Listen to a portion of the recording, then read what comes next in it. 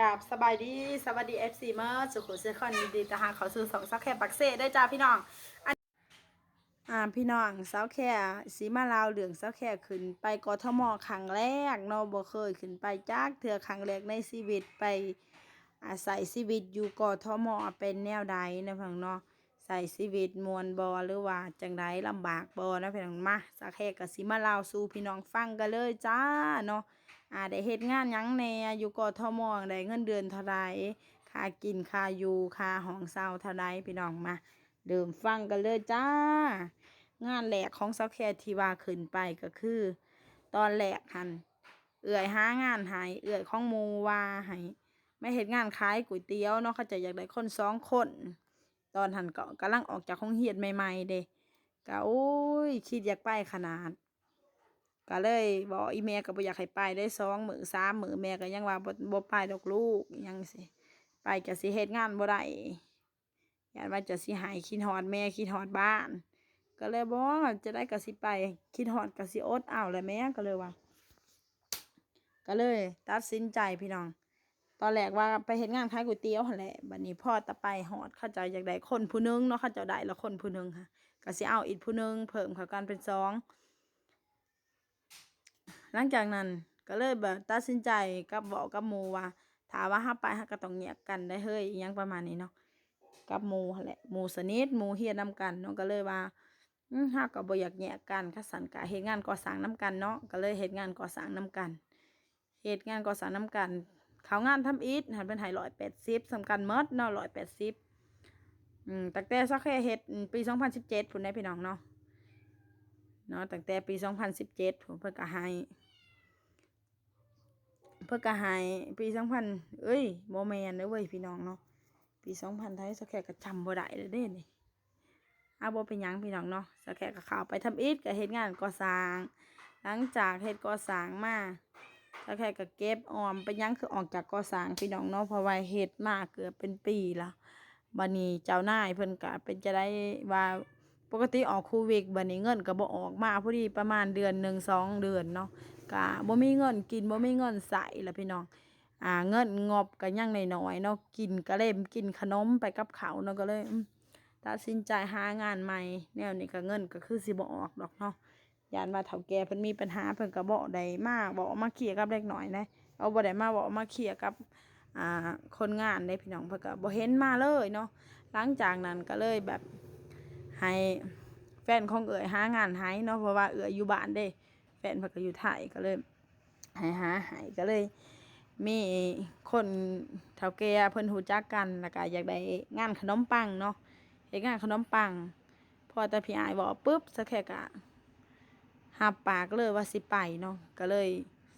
เพิ่นบอกให้ขี่รถมาเลยรถแท็กซี่เพิ่นก็บอกเส้นทางแท็กซี่ก็รวดเร็วทันใจพี่น้องปึ๊บฮอดปั๊บเนาะสักแค่ก็มื้ออื่นก็เริ่มงานได้เลยเนาะเจว่าสิเริ่มงานบ่จ้าเริ่มงานเลยเนาะก็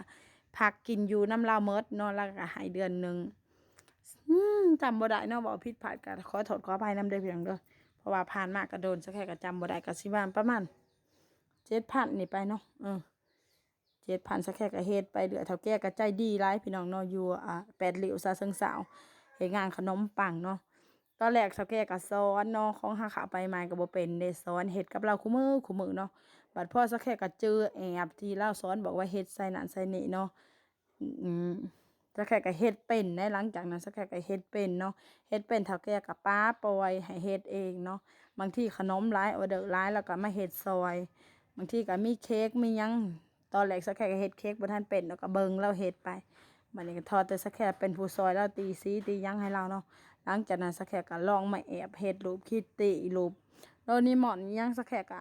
เฮ็ดเป็นเนาะบัดนี้เนาะเฮ็ดขนมหั้นสักแค่เฮ็ดเป็นล่ะจ้ะสักแค่ก็คิดในใจโอ้ยอยู่บ้านเฮามี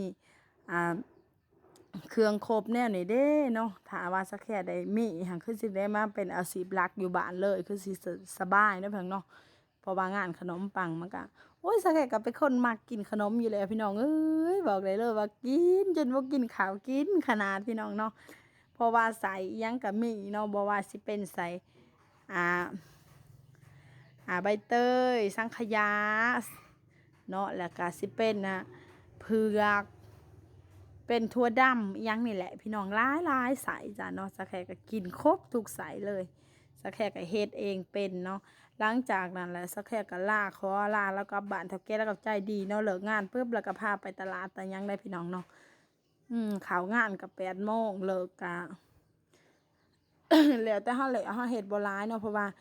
แล้วก็เลาก็เฮ็ดให้สักแค่เอาไปขายตลาดน้ำได้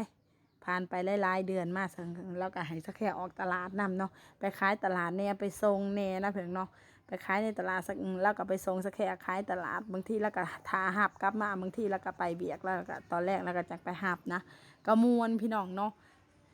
ม่วนสักแค่มักหลายงานขนมปังเนาะใจสักแค่แบบมักขาขายเนี่ยนั่นแบบเฮ็ดเองหันนะพี่น้องเนาะสักแค่มัก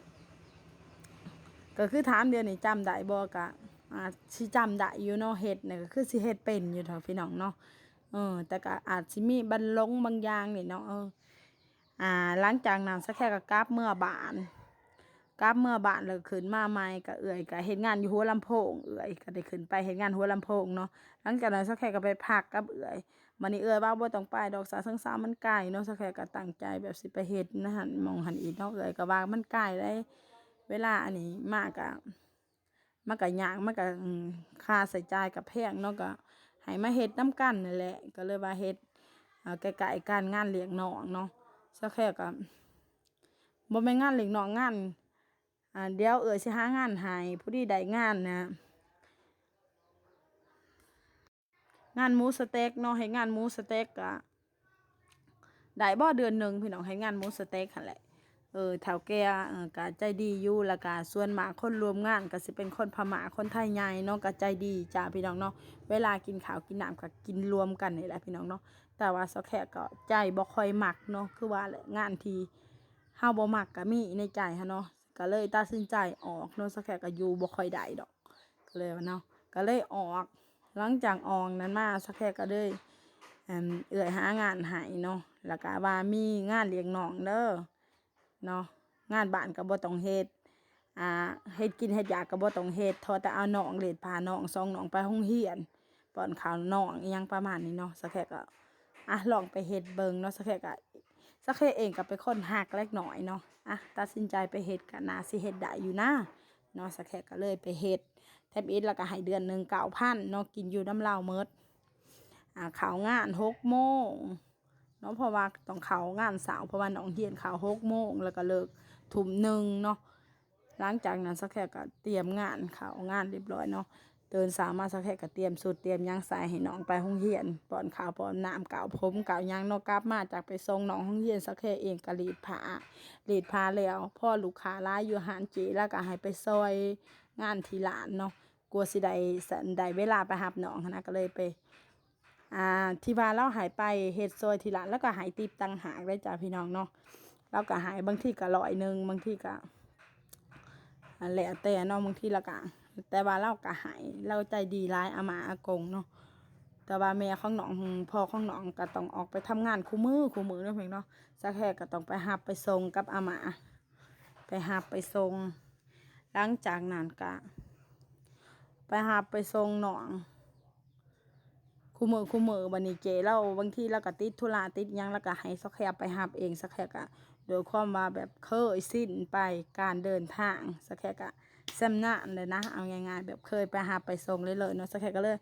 ว่าเจ๊บ่เป็นหยังดอกเดียวบัดหน้าสักแค่ก็ไปรับคนเดียวก็ได้เพราะว่าสักแค่ก็ฮู้เส้นทางแล้วบ่เป็นหยังดอกแล้วก็อยากไปนำเนาะก็บางทีก็ได้ไปนำกันบางทีก็เราค่าเวียกก็เราก็บ่ได้ไปเนาะหลังจากมาปึ๊บเราก็สักแค่เองก็ตักข้าวตักอิหยังให้น้องกินป้อนข้าวป้อนหยังแล้วก็ลินกับน้องเนาะจนฮอดค่ำใส่เวลาเนาะประมาณ5 โมงแม่เพิ่นก็เลิกงานมาแม่เพิ่นกินข้าวกินน้ำอาบน้ำอาบหยังสักแค่ก็อาบน้ำอาบหยังให้น้องแล้วเป็นที่เรียบร้อยบัดนี้ค่ะพอดีกระทุ่ม 1เนาะเพิ่นเนาะสักแค่ก็อาบน้ำหยังให้แล้วเนาะสักแค่ก็เลิกงานหั่นแหละประมาณนั้นแหละพี่น้องเนาะหลังจากนั้นสักแค่ก็เริ่มมีแฟนจ้าพี่น้องเนาะสักแค่ก็มีแฟนคุยกันแบบเห็นหน้ากันในออนไลน์รักออนไลน์เนาะคือสิว่าเลยนะรักออนไลน์พี่น้องก็เลยมาเห็นแต่ก็จำบ่ได้ว่าผู้ใดโทรหาไผก่อนผู้ใดทักหาไผก่อนเด้อเพิ่นเนาะ ราะว่าเพิ่นเองก็เพิ่นว่าสักแค่เป็นคนทักหาเพิ่นก่อนสักแค่ก็ว่าเพิ่นเป็นคนทักหาสักแค่ก่อนเนาะโอ้ก็อยากหัวอยู่ได้พี่น้องเนาะหลังจากนั้นก็ก็เลยว่าไผทักหาไผก่อนก็สร้างเนาะ แบบมาคุยกันมาบอกตอนนี้นี่นะหลังจากนั้นก็เลยคุยกันแบบคุยกันมาเป็นทิศแล้วก็เลยอยากเห็นหน้ากันนะพี่น้องเนาะก็เพิ่นก็มาหลินหัวลำโพงเนาะมาหลินกับสักแค่นี่มันนัดเจอกันอยู่ร้านกับข้าวอยู่แถวหัวลำโพงเนาะก็เลยมากินข้าวกินน้ำถามเรื่องล่าวเพิ่นมาจังใดมาจังใดอีหยังไงนะถามเคยมีแฟนละไปยังกะเนาะกันสิปกติผู้สาวผู้ว่าก็สิถามกันเนี่ยน่ะเนาะอยู่บ้านใดยังสิแต่ว่าเฮาฮู้แหละอยู่บ้านใดเพราะว่ามันต้องล่มกันตอนแรกๆถามเนาะหลังจากนั้นก็เลยเจอกันอีกครั้งที่2ก็คือตอนหักกระถึกวันเสาร์วันอาทิตย์เพิ่นก็หยุดคือกันเนาะเพิ่นก็หยุดงานถึกวันอาทิตย์เพิ่นก็เลยชวนสักแค่ว่าป้าไปทำบุญกันป้าไปไหว้พระก็เลยว่าสักแค่ก็ตอนแรกก็คิดว่าน้องมาบ่าย3เนาะก็คือสิบ่เป็นหยังดอกมั่งน้องก็วันเสาร์วันอาทิตย์น้องก็ไปบ้านคุณยายคุมื้อเด้พี่น้องไปบ่แม่นไปคุมื้อไปทุกวันเสาร์วันอาทิตย์เด้เพิ่นเนาะเราอาจสิกลับมาวันอาทิตย์เนาะจ้ะเนาะไปวันเสาร์ตอนเสาร์กลับมาวันอาทิตย์ตอนแรกเนาะบางทีก็ตอนแรกกับบางทีก็บ่าย2บ่าย3บางทีก็4 โมงบางทีก็5 โมงเนาะก็แล้วแต่เล่ามานะเท่าแค่ก็ถาตะคอยรับโทรศัพท์มาถาแล้วมาปุ๊บแล้วก็ว่าให้มาเอาของที่ลานจอดรถอีหยังไปมาหับเพิ่นน่ะเนาะสักแค่ก็ไปหับแต่ว่าพ่อมือนั้นสักแค่ก็บ่ได้อันนี้เนาะสักแค่ก็โทรหาเราว่าสิตั้งใจลางานโทรหาแล้วก็บ่รับโทรศัพท์พี่น้องสักแค่ก็โอ้บ่จักสิเฮ็ดจังได๋เนาะก็ไปก็ไปนะแฟนพาไปเพราะว่าแฟนก็อาจสิบ่ได้หยุดอีกเนาะก็เลยไปหันแล้วก็โทรมาว่ามารับที่ลานจอดรถเนี่ยตอนหันสักแค่ก็อยู่วัดอยู่เนาะสักแค่ก็เลยว่าสักแค่สิลาหยุดงานแฟนพาไปเที่ยวเพิ่นก็น่าสิเล่าก็อาจสิบ่พอใจเนาะแล้วก็เพราะว่าเราหยุดให้เลยนะสักแค่ก็โอ้ยบ่จักสิเฮ็ดแนวใดดอกเพียงนึงก็ย้านเจเราเครียดกับปานนั้นก็เลยว่าต้องขอโทษนำเด้อเจเด้อเพราะว่าหนูโทรไปหาเจว่าสิลาหยุดอยู่แล้วแต่ว่าเจก็บ่รับโทรศัพท์ก็เลยว่าเราก็ตัดสายถิ้มเลยเนาะหลังจากนั้นสักแค่ก็เข้างานแต่เช้าบัดนี้ก็ว่าสิป้อนข้าวน้องแล้วป้อนข้าวน้องอยู่พอดีน้องก็เลยว่าแม่ไหนบอกว่าจะไล่พี่แคออกเนาะพี่น้องหูบ่น้ำตาสักแค่แบบมันตกแบบบ่หูโตนะอดกันบ่อยู่นะพี่น้องเนาะสักแค่ก็หูซึกว่าเขาไปเฮ็ดงานตอนเช้านี่สักแค่ก็คือสิโดนอีหยังอยู่ดอกเพราะว่าเจแล้วก็แม่ของน้องแล้วก็บ่บันไดเนาะเราเป็นคนแบบงุนงิดง่ายหายง่ายนะพี่น้องเนาะสักแค่ก็ความผิดก็อยู่นำสักแค่เองหั่นแหละเนาะเอาง่ายๆเนาะบัดนี้ก็เลยตัดสินใจก็แบบอยู่นะหันบ่ได้แล้วหันนะเนาะความคิดว่าอยู่นะหันบ่ได้แล้วก็เลยตัดสินใจแบบบอกแล้วเลยว่าสิขอลาออกประมาณนั้นเนาะขอลาออกตอนน่ะบอกหาก็ยังแขะน้ำตาอยู่ได้พี่น้องแต่ว่าสิลาออกจากให้งานเลี้ยงน้องหั่นเนาะน้ำตามันก็แขนอยู่แต่ว่าจะได้ก็ตัดสินใจต้องเว้าเนาะเพราะว่าเราก็อาจสิรับเฮาบ่ได้แต่ว่าคำที่เราบอกให้น้องได้ยินสักแค่ก็รับบ่ได้เนาะแบบว่าสิพี่แคแม่จะไล่พี่แคออกนะอีหยังประมาณนี้เนาะก็เลยสักแค่ก็น้ำตาก็ตกเลยก็เลยว่าจ้าก็เลยว่าถ้านั้นหนูก็จะขอลาออกเลยหนูต้องขอโทษด้วยเรื่องเมื่อวานก็เลยว่านะสักแค่ก็บอกน้ำแขนทั้งน้ำตาอะไรพี่น้องตอนนี้ก็ยังแบบบอกว่าก็ยังอยากแขนอยู่เนาะแบบเป็นยังทีเฮาละสำนี้เราคือหายแห้งแท้ยังหนนะแบบเฮาตั้งใจสิละอยู่แล้วนะพี่น้องแต่ว่าเราเองก็บ่รับโทรศัพท์ก็เลยตัดสินใจไปเลยนะพี่น้องว่าพิษทั้งสักแค่เองบ่เลือกพิษทางใดกับบูแต่ว่าสักแค่กับว่าสักแค่กับพิษอยู่ดอกเนาะแต่ว่าในใจกับแบบโทรไปหาเราได้พี่น้องแต่เราก็บ่รับเนาะเพราะว่าเรากลับมาคิดเบิ่งเรากลับมาแล้วอาจสิบ่หายสักแค่เพราะว่าบางทีเราก็กลับมา5 โมงแลงเนาะบางทีก็ 4 โมงจะสินะมันก็เป็นตอนแรกนะสักแค่ก็ได้เฮ็ดงานแค่1 ชั่วโมง 2 ชั่วโมงสักแค่ก็เลิกเนาะประมาณนั้นนะแต่เราสิหาเงินสักแค่ก็บ่เป็นหยังเนาะแต่ว่าเรามาบอกสันแบบลูกเราละงี้เนาะลูกแล้วก็4 ปีนึงเพราะว่าคน4 ปีมันก็ค่อนข้างบอกยังมันก็จำแต่ว่าเนาะเพิ่นเนาะมันก็บ่จังซั่นแหละสักแค่ก็ตัดสินใจออกได้ล่าออกบัดตอนแรกมาสักแค่ก็ไปล่าเจเนาะเอาไปล่าอาหมาอากงหั่นแหละสักแค่ก็หายจะอาหมาอากงแล้วก็กอดสักแค่แบบแล้วก็เข้าใจแล้วว่าเนาะแล้วก็เข้าใจเพราะว่าแล้วก็รับรู้ทุกอย่างเนาะแล้วก็เลยว่าบ่เป็นหยังถ้าว่าคิดอยากมาเฮ็ดมื้อใดก็มาได้เจยินดีต้อนรับอิหยังงานขายข้าวหน้าเป็ดข้าวอิหยังเนาะอิหยังประมาณนี้แหละสักแค่เองก็โอ้ยแฮงน้ำตาไหลสักแค่เป็นคนน้ำตาตื่นเนี่ยพี่น้องไผเว้าหน่อยหนึ่งสักแค่ก็แบบคือน้ำตาไหลเลยโดดหลังจากนั้นสักแค่ก็มื้ออื่นมาสักแค่ก็กลับบ้านเนาะเว้ากับแฟนว่าค่อยลาออกแล้วเนาะเพราะว่าได้ยินน้องเราบอกแนวนั้นสักแค่ก็บ่กล้าสิเฮ็ดงานนะหั่นอีกต่อไปแล้วก็เลยลาออกแฟนก็เลยว่าข้อยสิไปส่งจะเด้ออิหยังประมาณนี้ข้อยสิส่งจะเมื่อฮอดตอกเหตุย้านว่าของจะหลายของกระเป๋าสักแค่หั่นโอ้กระเป๋าบักใหญ่ๆนึงพี่น้อง3 ใบพู้นกระเป๋าหลายใหญ่ค่ะกระเป๋าทะเลค่ะเพิ่นก็เลยว่าสิเมื่อส่งก็เลยว่าบ่เป็นหยังดอกบ่ต้องเมื่อส่งดอกบ่นะเป็นน้ำความผิดของข้อยเพิ่นก็โทษเพิ่นเองหั่นเนาะเอาบ่แม่นความผิดจะดอกก็เลยว่าข้อยนี่แหละเพราะว่าขอลางานแล้วก็บ่รับโทรศัพท์เนาะก็เลยเรื่องราวมันก็เป็นแนวนั้นแหละพี่น้องเนาะสักแค่เฮ็ดงานเลี้ยงน้องมาโอ้4 ปีพุ่นแล้วจ้ะพี่น้องเนาะความคิดฮอดเนี่ยสักแค่ก็อยากเห็นหน้าน้องตอนนี้สักแค่มาใส่ชีวิตอยู่ล่ะแล้วสักแค่อยากเห็นน้องมันใหญ่ขึ้นมามันคือสิงามขนาดคือสิเป็นตาฮักอีหลีเนาะเป็นตาฮักเป็นตาแพงเนาะเพราะว่าน้องมิ้นที่เอาก็เป็นตาฮักหลายพี่น้องเนาะเพราะว่าคลิปเก่าสักแค่ก็ไผอยากเบิ่งก็เข้าไปเบิ่งได้เนาะก็เห็นน้องอยู่ในหันอยู่เด้อพี่น้องเด้อเนาะสักแค่ก็เข้าไปเบิ่งซุมื้อนี้สักแค่ก็เข้าไปเบิ่งอยู่แต่ว่ายืมโทรศัพท์หมู่เข้าไปเบิ่ง เข้าไปเบิ่งใน YouTube ของสักแค่เองหั่นแหละหลังจากนั้นเพิ่นก็ลงมาเพิ่นว่าสิมาส่งสักแค่ฮอดตกเขตได้พี่น้องฮู้บ่มาส่งฮอดบ้านเลยจ้ามานอนอยู่บ้านคืนหนึ่งคืนที่2เพิ่นก็สิเมื่อบ้านเพิ่นก็เลยบอกกับสักแค่เองว่ากับแม่สักแค่ว่าสิให้แม่มาขอเนาะมาขอมาแต่งให้มันถูกต้องเพิ่นก็เมื่อได้จ้าเพิ่นก็เมื่อเอาเพราะว่าแม่เพิ่นมาสู่ขอสักแค่เนาะก็วางสินสอดเลยก็จัดงานแต่งเลยพี่น้องเนาะหลังจากนั้นก็อยู่นำกันก็สักแค่ก็มีน้องกุ้ง4 เดือนเนาะหลังจากแต่งงานมา2 ปีก็เลย2 ปีนี่แหละสักแค่ก็เลยมีน้องกุ้งแล้วสักแค่ก็คิดว่าอยากไปทำงานอยู่กทมเนาะก็เลยหางานแหละพี่น้องหางาน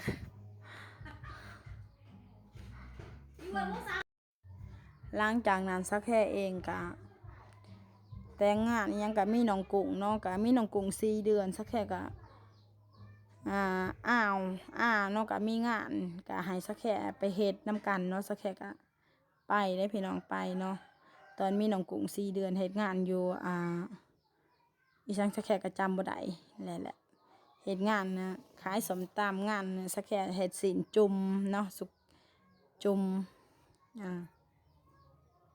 จุ่มแซ่บอินเตอร์นี่แหละจ้าเนาะสักแค่ก็เฮ็ดงานนะหั่นแหละพอสักแค่เฮ็ดไปดันไปเจออันนี้พี่น้องจ้าไปเจอโควิดเนาะจ้าเนาะโอ้สักแค่ได้ไปเฮ็ดในห้างตอนนั้นสักแค่ไปเฮ็ดในห้างจ้าตอนบ่ทันมีน้องกุ้งเนาะจ้าเนาะขออภัยนำเด้อสักแค่ก็จำบ่ค่อยได้สักแค่ไปเฮ็ดในห้างงานคนละเฒ่าแก่เลยจ้าเฮ็ดงานร้านอาหารเนาะอยู่ในห้างสักแค่ก็เฮ็ดมา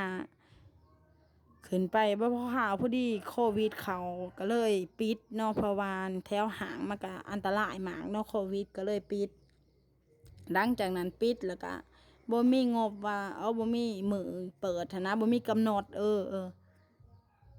บ่มีกำหนดก็เลยตัดสินใจเมื่อบ้านเนาะเพราะว่าบ่มีงานเฮ็ดเลยเด้หม้องใดเขาเจ้าก็บ่กล้ารับเนาะเพราะว่าหม้องใดบางห้างเขาเจ้าก็ปิดไปนะก็เลยตัดสินใจเมื่อบ้านเพราะ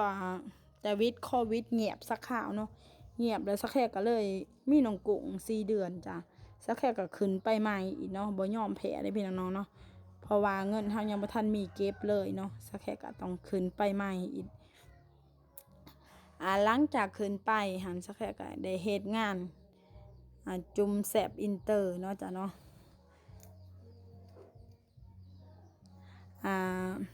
งานสุดท้ายของสักแค่นี่แหละก็เลยเฮ็ดกับแฟนแล้วก็กับอ้าวกับอาเฮ็ดนำกันเนาะก็อ้าวก็หันเป็นคนเสิร์ฟสักแค่เองเป็นคนจัดนะจุ่มพอบ่าวทุ่งเองอยู่ครัวลาบก้อยครัวอีสานเนาะแล้วก็อ้าวเองหันเป็นคนนะเป็นพ่อครัวเป็นเซฟเนาะอ้าวเป็นเซฟพี่น้อง